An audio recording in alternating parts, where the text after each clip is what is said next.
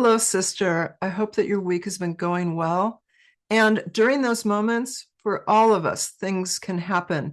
Something might trigger you. And I hope in those moments that you're remembering to turn to God as your first response, praying for his help and pouring out your heart to him. As 1 Peter 5:7 says, cast your anxieties on him because he cares about you. So don't hold it inside. Don't think that you have to have it all together. As we're going to be talking about today, these are control issues.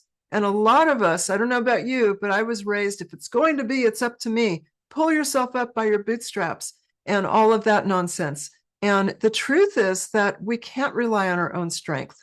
We are here to learn to lean into God and to trust his strength, to pray for him to give us strength. So let me ask you if you're ever tempted to try to control everything. Of course you are. I don't even need to ask that. We all are. And there's probably a part of you that thinks, well, if it was up to me, it would be this way. And those control issues can be something that causes a lot of stress and strain in relationships, and in our own health, it can even cause havoc. Along the same lines, is there that part of you that wants to try to dig and find some secret hidden knowledge or wisdom? And all of these issues are part of what we're talking about today. As you know, every week we focus on one of God's many attributes. We are focusing all year on a different attribute each week for 52 weeks. Of course, there's many more than 52 attributes of God. I came out of a false gospel system that only taught a one-dimensional view of God, that God is love, which he is, absolutely. And there's so much more. And in the old view I had of God as love, we made up our own definition of what we thought that love was like, and it wasn't biblical. So to learn how to trust in the Lord means starting with the foundation of learning who the Lord is. This week's devotional is all about God is infinite. Isn't that amazing?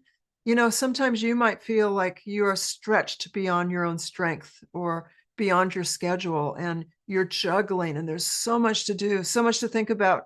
And isn't it comforting to know that God is infinite and we don't have to be? We're the creation, not the creator.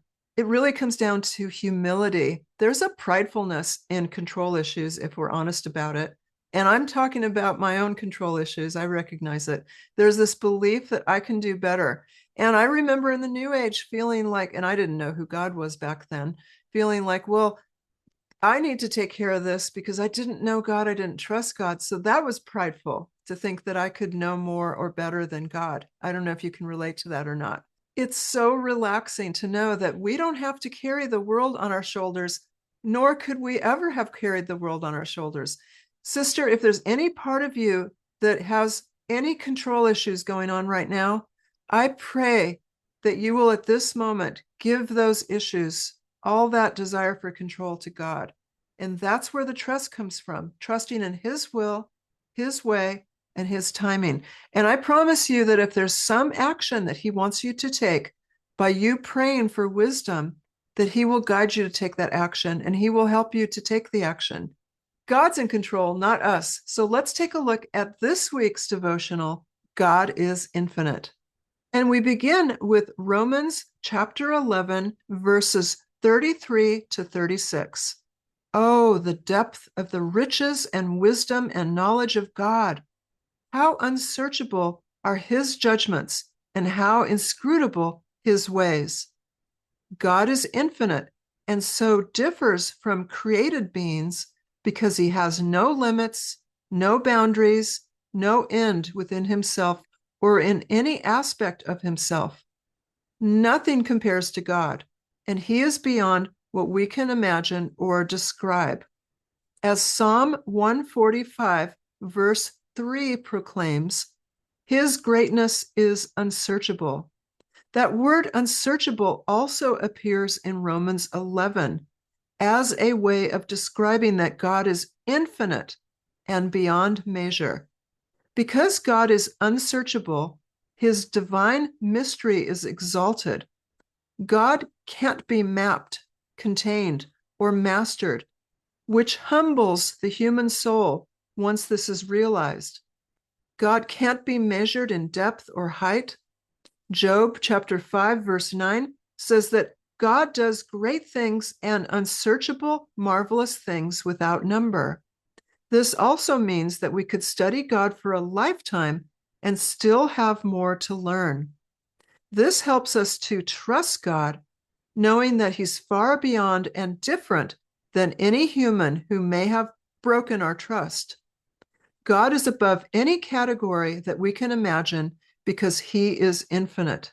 The unsearchable nature of God's infinity also means that we must submit our limited reasoning and control issues to Him. We don't need to know God's plans ahead of time. We never try to direct God's ways or hand Him a script to follow. We trust that His infinite goodness, wisdom, and mercy are always the best way. As we realize God's infinite nature, we can engage in humble worship and know that His love and mercy can never be depleted. And our reflection question for this week is, when you think about God's infinite power and wisdom, how does looking back on past answered prayers remind you that nothing is too hard or too big for Him? And sister, it reminds us that nothing's impossible to Christ, and that God uses everything for His glory and for good. And if you're in a situation right now that seems to be impossible, remember that sometimes God leads us into these situations so that we have no ability to have control by ourselves. And this is what God is doing. He draws us to Him. We have to lean on Him. We can't lean on our own self in those seemingly impossible situations. And that's part of spiritual growth that's necessary. Through our suffering, we learn who God is. We learn to trust Him, and we learn to lean into Him and to pour out our heart to Him. During those moments when you're afraid or anxious or depressed, tell God this. Of course, He already knows this, and He has exhorted us to share everything with Him through prayer.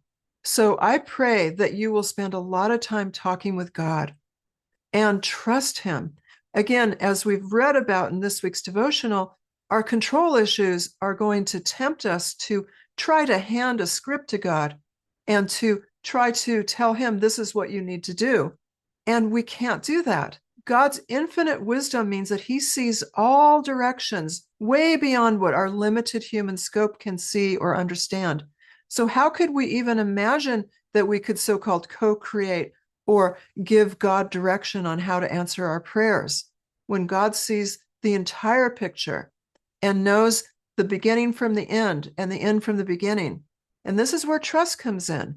This is where, even if it seems like the prayer is answered differently than our desires, that we have to trust that our Creator is loving and knows the best for everyone involved, even if there's pain and suffering involved. And I know how hard that is from personal experience. And I know how it can be difficult to trust God in those moments. But again, that's when He tends to take away all the other avenues for us, like a funnel that makes us necessarily focused on Him. So, sister, my prayer is with you that you lean into God's strength, that you share everything that's on your heart with Him, even things that you might not feel good about, even things you might be ashamed to say to God. He knows the secrets of our heart already. And when you share them with Him, you are giving Him the broken pieces of your life so that He can mend them in His will, His way, and His timing. So I want to thank you so much for joining with me. My prayers are with you and everyone who watches these videos. God bless you, and I'll see you next Sunday.